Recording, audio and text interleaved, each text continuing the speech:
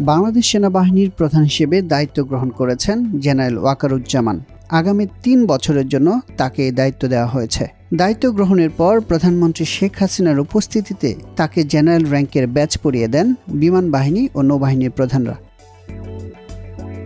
গত ১১ জুন বাংলাদেশের ১৮তম সেনাপ্রধান হিসেবে ওয়াকারুজ্জামানকে নিয়োগ দেয় সরকার। ওয়াকারুজ্জামান দীর্ঘ প্রায় ৩৯ বছর সামরিক জীবনে বিভিন্ন গুরুত্বপূর্ণ পদে দায়িত্ব পালন করেছেন। এর মধ্যে ৯ম পদাতিক ডিভিশনের জেনারেল অফিসার কমান্ডিং এবং সাভার এরিয়া কমান্ডার, সেনা সদরের সামরিক সচিব এবং বাংলাদেশ সেনাবাহিনীর চিফ অফ জেনারেল স্টাফ হিসেবে দায়িত্ব পালন করেন।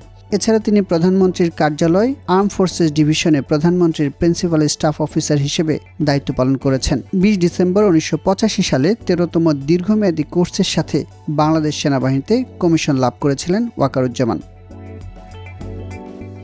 Wakeruzzaman defence services command and staff college Mirpur থেকে গ্র্যাজুয়েশন সম্পন্ন করেন। এছাড়া তিনি জাতীয় বিশ্ববিদ্যালয় থেকে মাস্টার্স অফ ডিফেন্স স্টাডিজ এবং যুক্তরাষ্ট্রের king college university of London থেকে masters of arts in defence studies degree অর্জন করেন।